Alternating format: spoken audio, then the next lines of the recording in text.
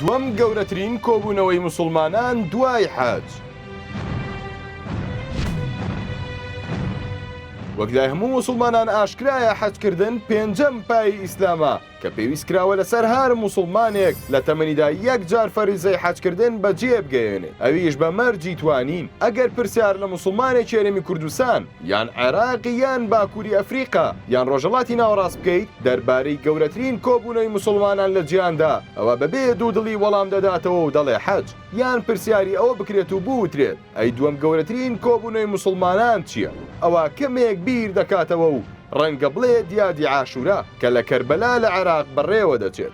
لەم راپۆرتەماندا باسی دووەم گەورەترین کۆبوونەوەی موسڵمانانتان بۆ دەکەین بە ناوی کۆبوونەوەی بیشوە کە هەندێک سەرچاوە باس دەوە دەکەن کە ڕەنگە ببێتە یەکەم کۆبوونەوە.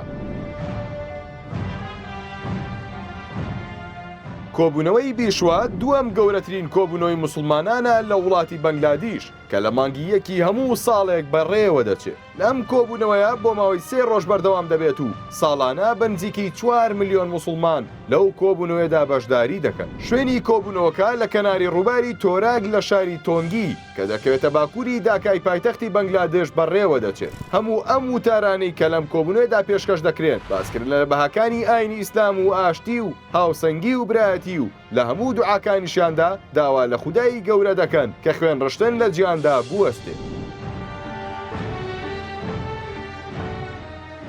وەک هەندێک سەرچاوەش باسی لێوە دەکەن ئەمڕۆ کۆبوونەوەی بیشوا بووەتە یەکێک لە گەورەترین گردبوونەوەکان کە حکوومەتی ئەو وڵاتە زیاتر لە 6,000 هێزی ئەمنی بۆ تەرخان کردووە بە مەبەستی دڵنیابوون لە بەڕێوەچوونی مەراسیمەکە لە کەشێکی تەواو ئەمنیدا.